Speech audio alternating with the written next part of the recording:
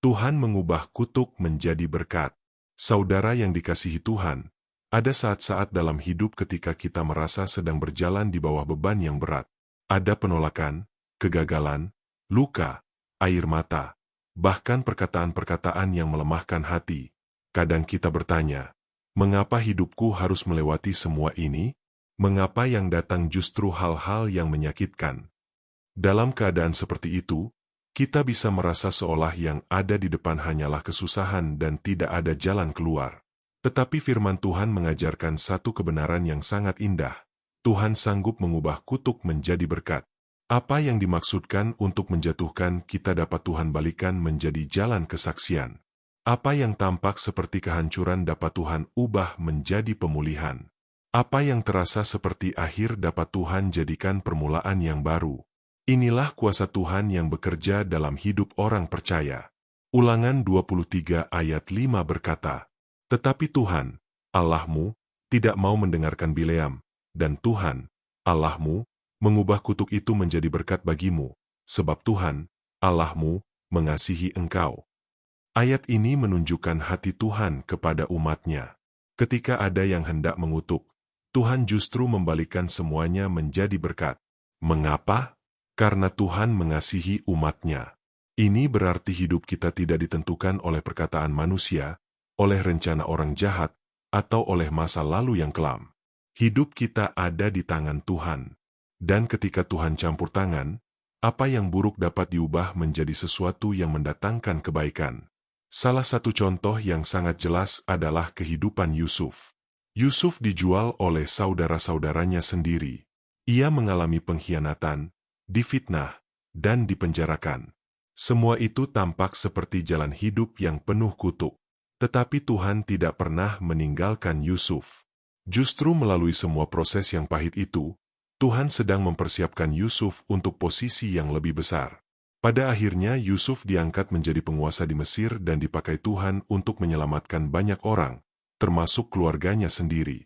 Yusuf kemudian berkata dalam Kejadian 50 ayat 20, "Memang kamu telah mereka-rekakan yang jahat terhadap aku, tetapi Allah telah mereka-rekakannya untuk kebaikan."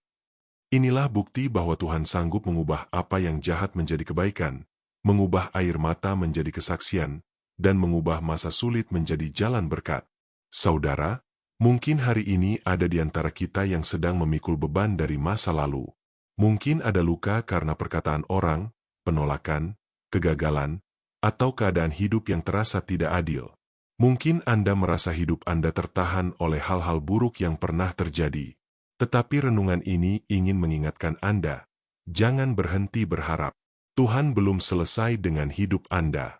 Apa yang tampak seperti kutuk di mata manusia tidak lebih besar daripada kuasa Tuhan untuk memulihkan. Kadang, kutuk yang kita rasakan bukan selalu sesuatu yang diucapkan orang lain, tetapi keadaan yang membuat kita merasa hidup ini rusak dan tidak bisa dipulihkan. Mungkin keluarga yang berantakan, ekonomi yang hancur, pelayanan yang terluka, atau masa depan yang terasa gelap. Tetapi Tuhan tidak pernah kehabisan cara untuk memulihkan. Dia sanggup menanam berkat di tanah yang penuh air mata. Roma 8 ayat 28 berkata, "Kita tahu sekarang bahwa Allah turut bekerja dalam segala sesuatu untuk mendatangkan kebaikan bagi mereka yang mengasihi Dia." Perhatikan kalimat, dalam segala sesuatu. Bukan hanya dalam hal-hal yang menyenangkan, tetapi juga dalam hal-hal yang menyakitkan. Tuhan dapat bekerja dalam luka, dalam penolakan, dalam kegagalan, bahkan dalam masa-masa paling gelap, untuk mendatangkan kebaikan bagi hidup kita. Ini tidak berarti semua pengalaman pahit itu baik, tetapi berarti Tuhan sanggup mengubah dampaknya menjadi berkat. Lihat juga kisah Naomi dalam kitab Rut. Naomi pernah mengalami kehilangan yang besar. Ia kehilangan suami dan anak-anaknya. Hidupnya terasa pahit.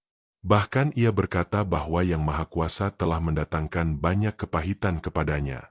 Tetapi Tuhan tidak membiarkan kisah Naomi berakhir dalam duka. Melalui Rut, Tuhan memulihkan hidup Naomi. Dari garis keturunan itulah kelak lahir Daud. Bahkan akhirnya Yesus Kristus datang ke dunia. Dari hidup yang penuh kehilangan, Tuhan menumbuhkan rencana yang besar. Saudara, Tuhan kita adalah Tuhan pemulihan.